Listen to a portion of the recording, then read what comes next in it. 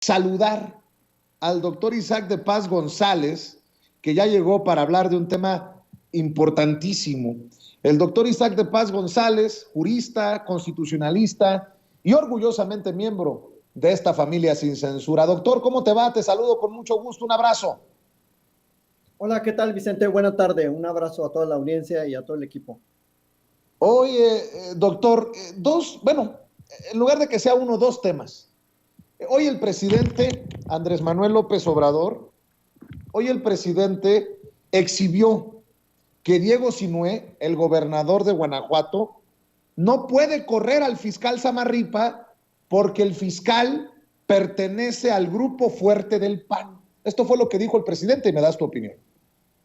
Pero ayer fue uno de los días de más violencia, de más homicidios. Hubieron 91 homicidios. Pero ¿saben dónde hubieron más? En Guanajuato, para variar. A ver, ¿por qué no lo pones? A ver, vamos.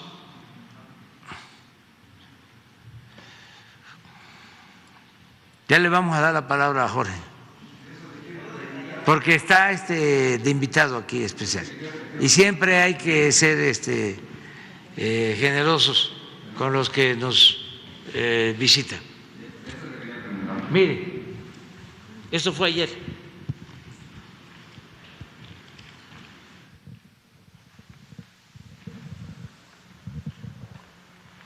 ¿Cuántos dije? Sí, 91.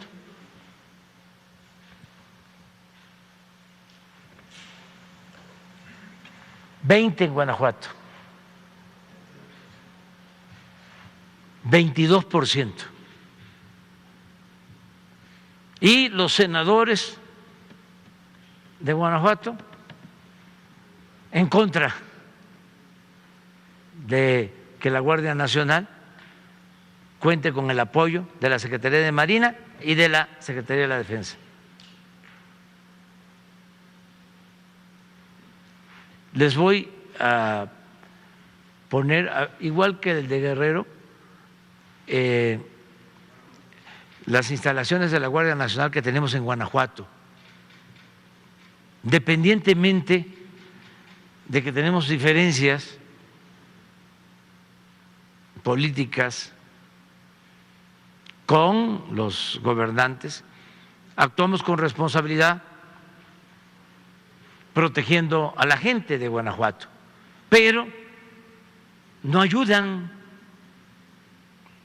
El fiscal de Guanajuato lleva como 15 años y no lo cambian porque pertenece a un grupo de ultraderecha del conservadurismo, que tiene muchas influencias, muchas agarraderas. Entonces yo pregunto, doctor Isaac de Paz González, ¿quién carambas gobierna en Guanajuato? Así como lo pone el presidente, el gobernador Diego Sinué es solamente un parapeto, es puro pancho, diríamos en el norte. ¿Cómo ves las declaraciones del presidente? ¿Cómo viste el show de Jorge Ramos? Escucho tus comentarios, doctor. Muchas gracias, Vicente. Bueno, mira, la razón legal por la que hay una férrea, digamos, defensa de este señor fiscal de Guanajuato es porque precisamente los congresos de los estados son dominados por las mayorías políticas que ganan normalmente las gubernaturas a su vez.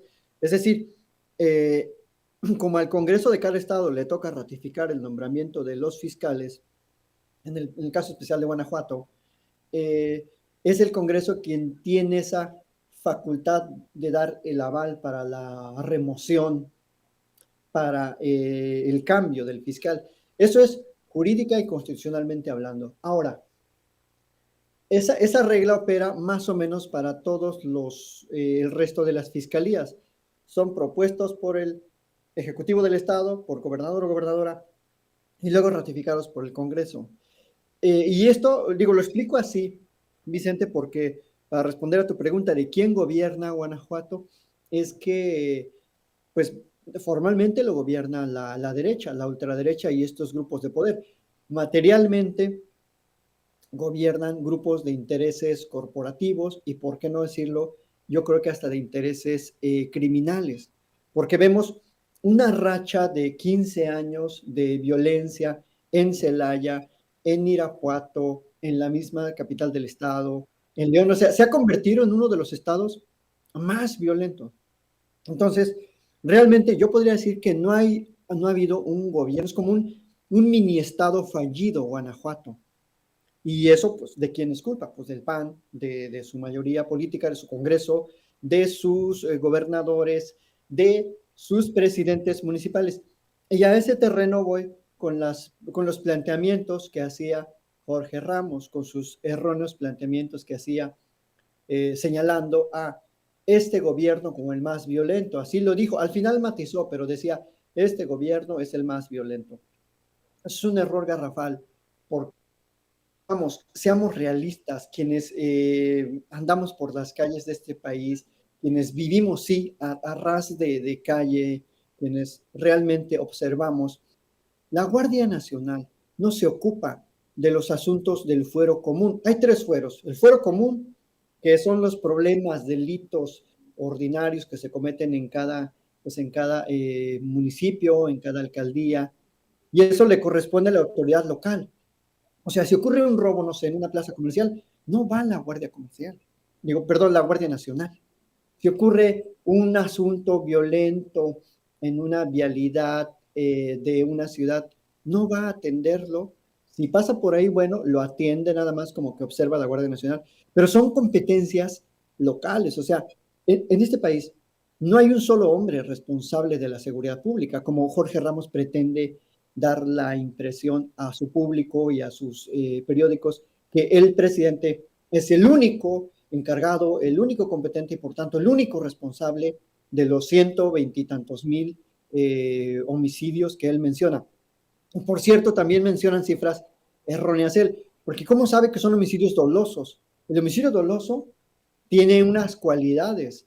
Serán homicidios cometidos por medios violentos o presuntamente por medios violentos, pero el homicidio doloso se califica así hasta que hay una sentencia, una investigación completa para decir, sí hubo dolo, es decir, hubo premeditación, alevosía, ventaja y todas las especificaciones que deben de cumplirse. Entonces, vuelvo al punto inicial de tu pregunta.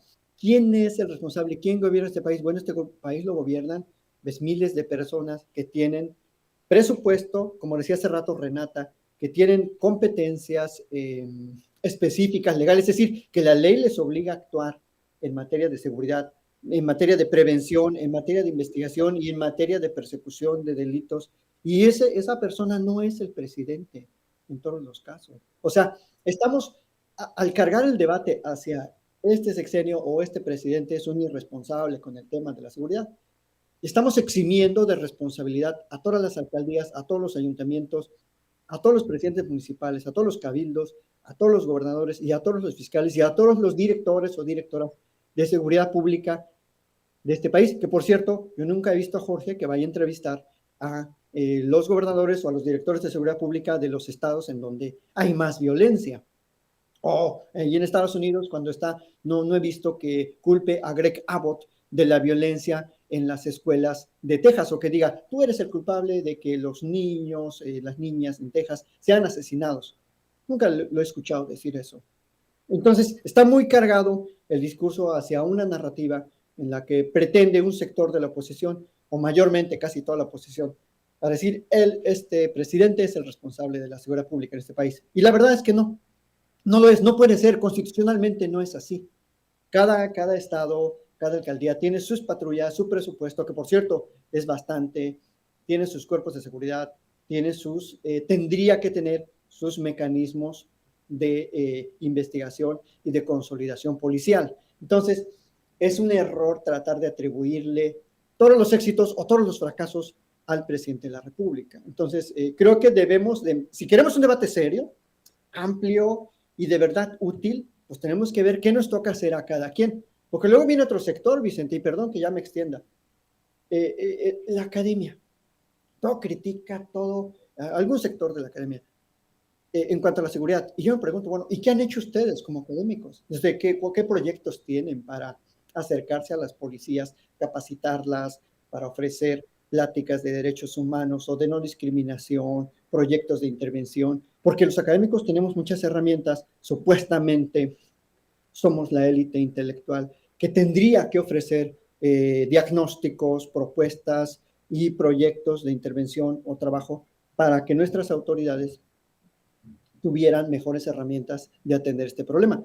Pero resulta que no, que nada más les gusta escribir en los periodiquitos y nunca los ves realmente haciendo un trabajo de campo, nunca los ves comprometidos realmente con lo que podemos hacer como académicos. En nuestra justa dimensión, tampoco es como que seamos los responsables de lo que pasa, pero sí hay un sector muy reacio, muy criticoncillo, diría, y muy así de academia, de escritorio, y a la hora de la hora nunca se han interesado realmente por los problemas de la policía, por las malas condiciones de seguridad social que padecen, por la exclusión que tienen de los derechos plenamente laborales, que es una exclusión constitucional. Muy poca gente ha criticado eso en la academia, serán 2 o 3, y nunca se ha preocupado realmente la seguridad.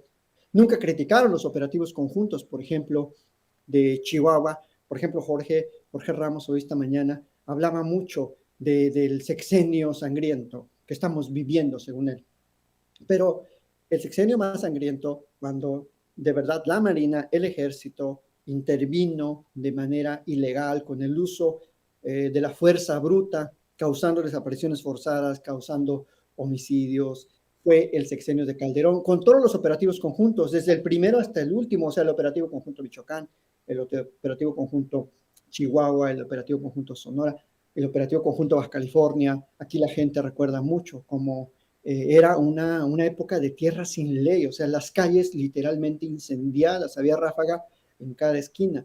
Y incluso ya tenemos una condena de la Corte Interamericana, y nadie se acuerda de eso, del sexenio del Calderón, el caso Alvarado y otros versus México, en donde se documentó la desaparición forzada por parte del ejército.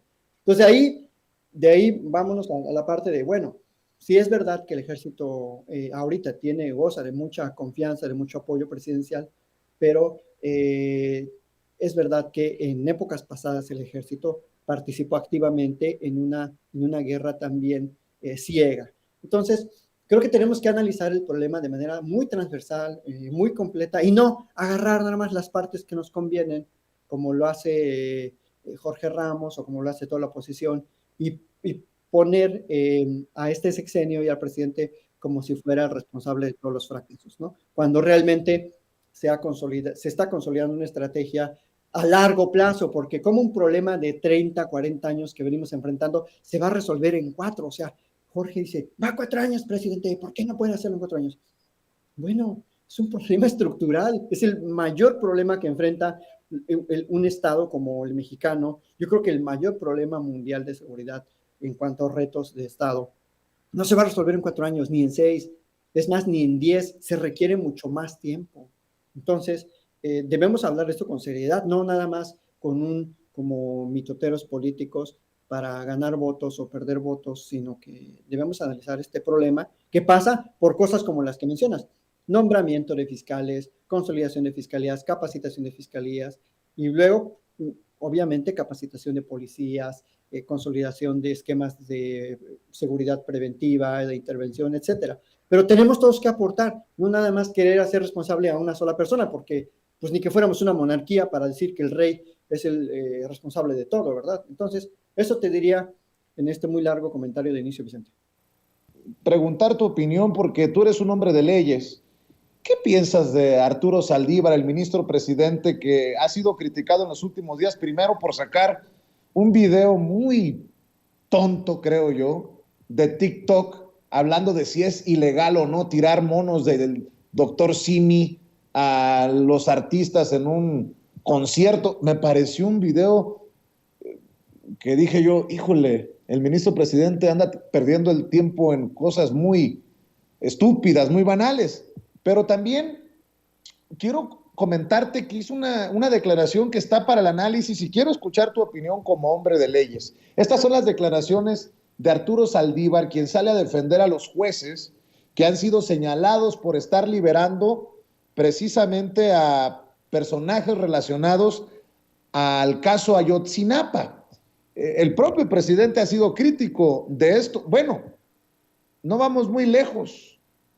Hoy, iniciando el programa, le informaba a la audiencia de Sin Censura que juez ha otorgado suspensión provisional en el caso contra Jesús Murillo Caram, el ex procurador general de la República. Esto es lo que dijo el ministro presidente de la Suprema, y ya escucho tus opiniones también, doctor Isaac de Paz González. Toda la investigación del caso Ayotzinapa estaba viciada, que quienes habían sido detenidos habían sido torturados, que los testigos habían sido torturados, que los peritajes eran parciales. Incluso descalificaba a la propia Procuraduría diciendo que como al procurador lo designa el presidente, todo lo que había hecho la Procuraduría era parcial. Y esta sentencia, que fue muy celebrada incluso por gente cercana al grupo de Ayotzinapa, iba a traer consecuencias en relación con toda la gente que se había detenido. Entonces, lo que ha sucedido es que los jueces han estado dictando sentencias absolutorias derivado a que hay una sentencia de un colegiado donde dice que toda esta gente fue torturada y que todo el procedimiento es parcial. Entonces, creo que la crítica no debe ser a los jueces. En su caso, la crítica se tendría que hacer porque las investigaciones no se llevaron adecuadamente. Creo que en este caso, en principio, podría haber excepciones. Los jueces están haciendo pues lo que deben hacer sin mucho margen de maniobra, derivado a que se ha acreditado que todas estas personas han sido sujetas a tortura y que todas las investigaciones han sido irregulares. Doctor Isaac de Paz González, de este tema, porque es un tema sensible, porque hoy tenemos el caso de Murillo Caram también sobre la mesa, y este no es de los casos viciados de antes. ¿Cómo ves el tema, doctor? Bueno, fíjate, Vicente, voy a contar un poco la historia de qué está pasando ahorita, ¿no? Estamos en 2022. Ese amparo, Vicente, se resolvió en el 2018. Es un amparo, es el amparo 203 de 2017, resuelto por el primer tribunal colegiado en materia penal de Tamaulipas. De hecho, bueno, nosotros hicimos un seminario acá en Tijuana al respecto, invitamos al magistrado ponente, y bueno, yo le he dado un seguimiento jurídico y procesal al caso de Ayotzinapa, por eso me atrevo a hablar con tanta soltura de este caso. En ese amparo, Vicente, tanto víctimas como presuntos implicados se ampararon en contra de toda la serie, todas las cochinadas, así en resumen, que hizo aquella Procuraduría de Murillo Caram y de Tomás Sembrón. Tomás Sembrón. Entonces hicieron una serie de detenciones, sembraron evidencias, hicieron diligencias que no existían, falsificaron documentos. Es decir, toda esa primera parte de la investigación fue anulada, digamos, y se volvió a comenzar a consecuencia de ese amparo.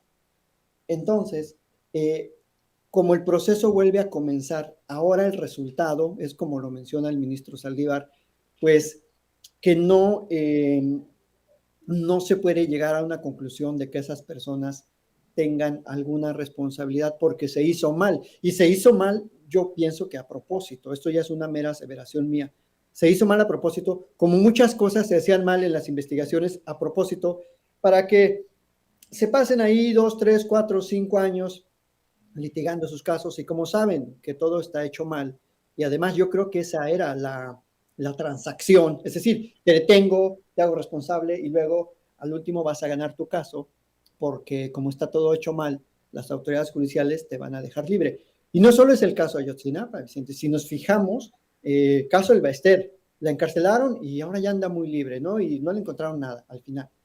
Caso casi Javidú, casi se sale por la misma tangente.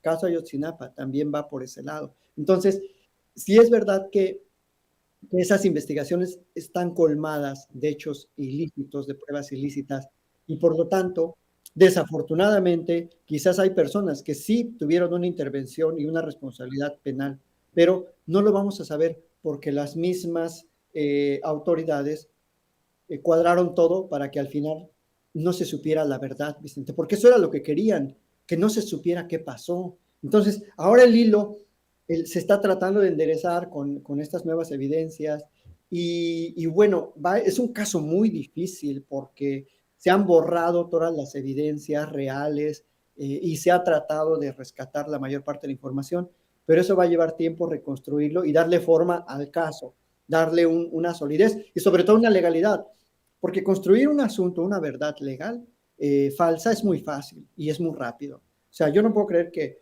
de 26 de septiembre de 2014 que ocurren los hechos a octubre ya había una verdad histórica, ya había, en 2 meses ellos ya sabían qué había pasado. Eso es imposible por el caudal y el material probatorio que hay que tener para saber qué pasó con 43 personas.